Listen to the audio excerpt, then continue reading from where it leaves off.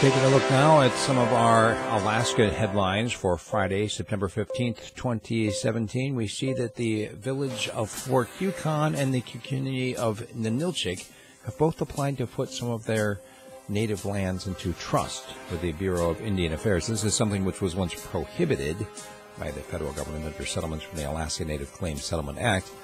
However, now a new interpretation of the rules is allowing it to be done. And part of the issue, of course, has to do with taxes, because the Indian land that's put in federal trust is no longer taxable. It doesn't make a difference out at Fort Yukon because it's in an unorganized borough where the taxes don't apply anyway. However, Ninilchik, well, that is a different story because that's inside the Kenai Peninsula borough, and they do get taxed. So now removing this taxable land from the local rolls is going to cause some consternation for people who are depending on those tax dollars.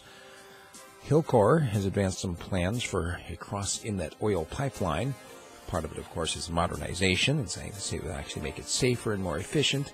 And part of it is also just kind of a changing landscape. In one case, they want to repurpose what used to be a gas pipeline into an oil pipeline as they continue to pump more oil out of Cook Inlet. A suspect has been charged in the South Fairbanks murder. It happened on Sunday night. A man who had been stabbed multiple times. A 27-year-old fellow has been charged with the crime. However, he's still at large. They've got a description of him, including pictures at several different news agencies around town. The Denali Park Road has reopened to bikers and hikers after a bear incident that happened in August. However, the campground where it happened, actually some bears, a family of grizzlies, damaged a tent. Oh, that campground never reopened because they had closed it down, but then now it's the end of the season, so that never reopened. They have, however, reopened. If you want to go biking and hiking through bear country, you can do it. They believe that it was a stampede that caused the deaths of dozens of walruses up near Point Lay. They just aren't sure exactly what caused the stampede. In fact, they haven't even done a necropsy on the dead animals just yet, but they say from the look of it, they're mostly young, and so they believe it may have been a stampede. So, these are bigger animals that end up accidentally crushing the younger ones. The Fairbanks North Star Bureau Assembly last night discussed the merits of allowing marijuana sampling rooms. And in Chugiak, a man has died after his car struck a moose on the Glen Highway. It's a very familiar and unfortunate story in Alaska.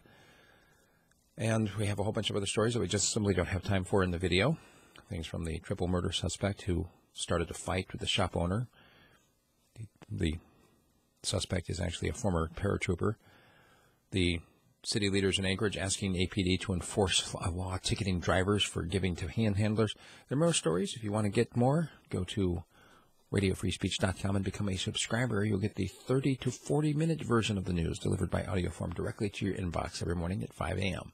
radiofreespeech.com.